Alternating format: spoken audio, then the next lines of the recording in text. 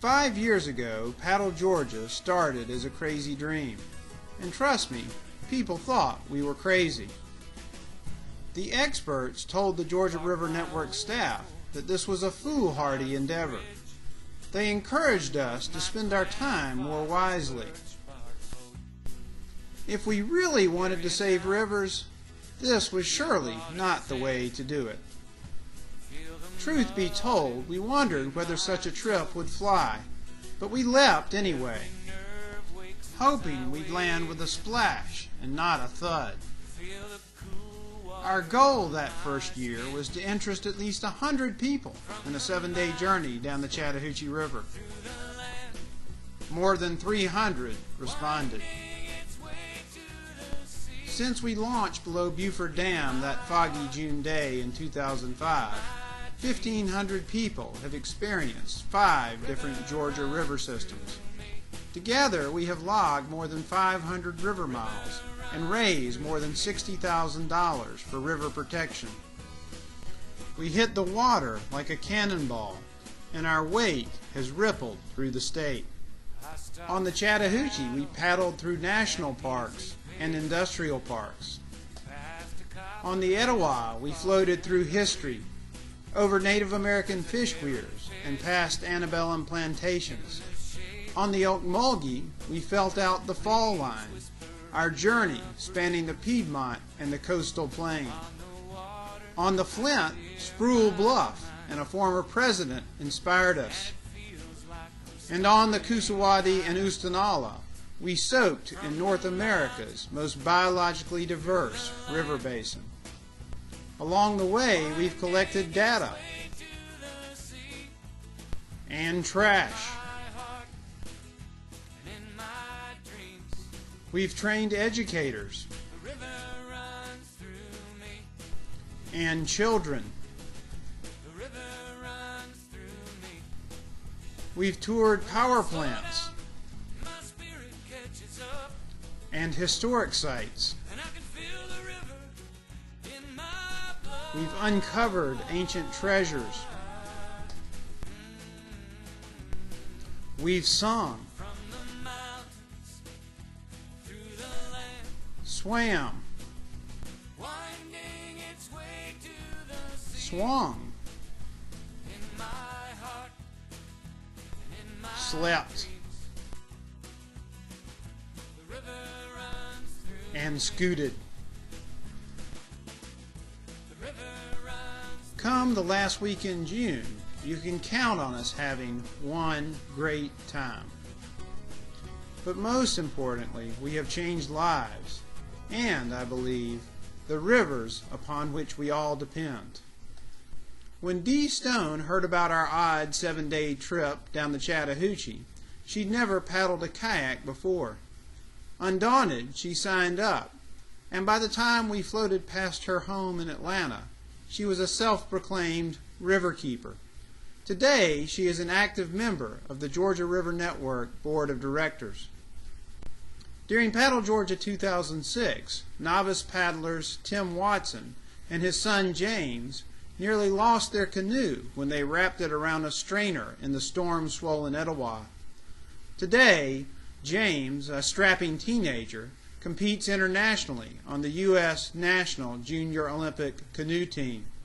Paddle Georgia pushed him down that watery path.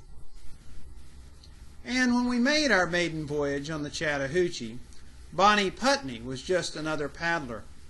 But after her first Paddle Georgia experience, she organized so many volunteer river cleanups on the Chattahoochee that Upper Chattahoochee Riverkeeper hired her.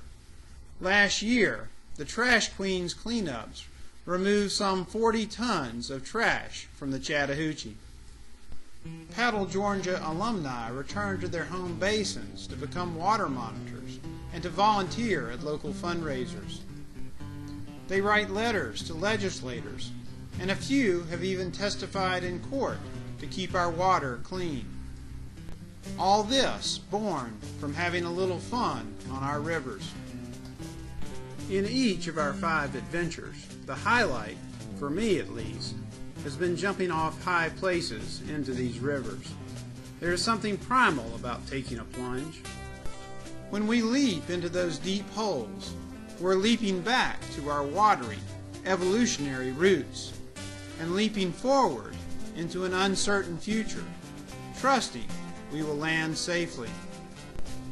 This year, on day one of our journey, when we found an ideal jumping tree leaning over a deep hole between the upper Coosawattie's many shoals, we couldn't pass it up. Soon, my 10-year-old daughter Ramsey and her friend Jessa followed. They hesitated on the bark-covered brink of the leap. "This is so scary, I can't do it." But with a little coaxing, they jumped, emerging from the surface of the river, yelling, "That was so much fun! Can we do it again?"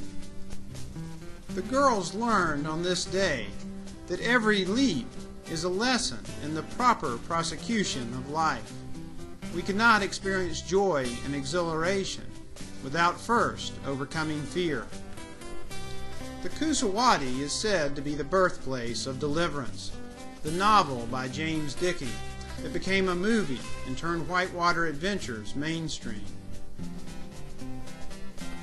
Had Dickey and his pals not bravely explored the wild Coosawattie prior to its damming in the 1960s, there might have been no inspiration for a novel, no movie, and perhaps no national fascination with river rafting.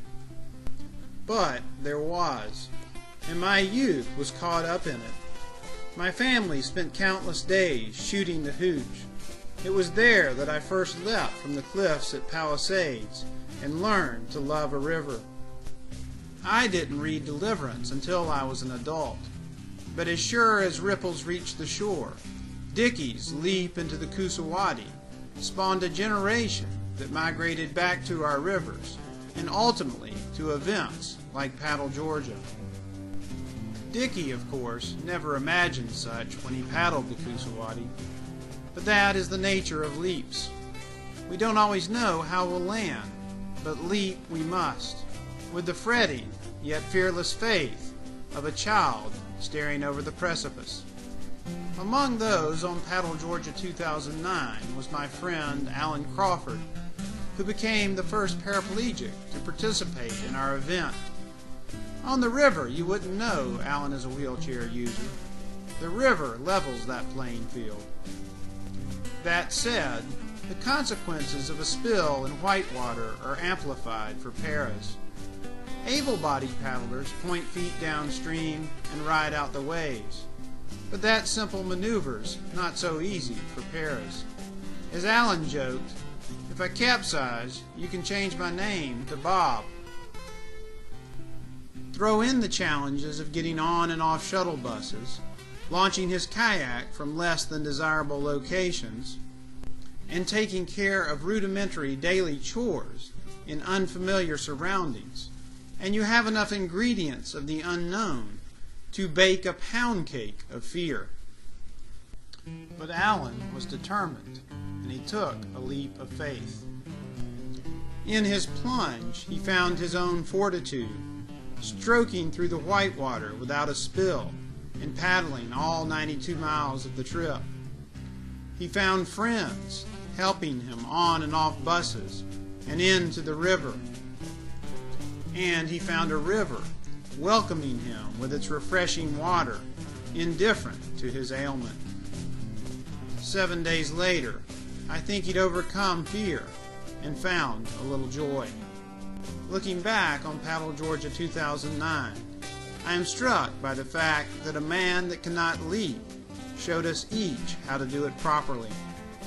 For when we overcome that fear, we change our lives, we inspire others to follow, and we might just change our community or our world.